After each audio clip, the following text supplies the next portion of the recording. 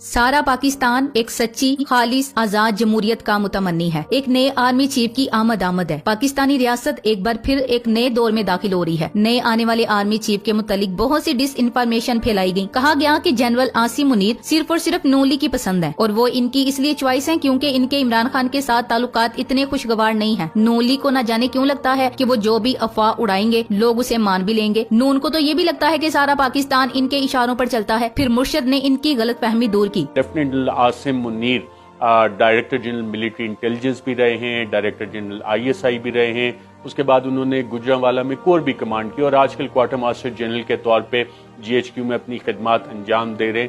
इंतहाई नफीस आदमी हैं, शरीफुल निफ्स आदमी हैं और हाफिज कुरान भी हैं और जमहूरियत पे, जमहूरी लीडरशिप पे और सिविलियन अथॉरिटी पे उनका एतमाद बिल्कुल है कि ये मामला सिविलियन लीडरशिप को ही चलाने चाहिए।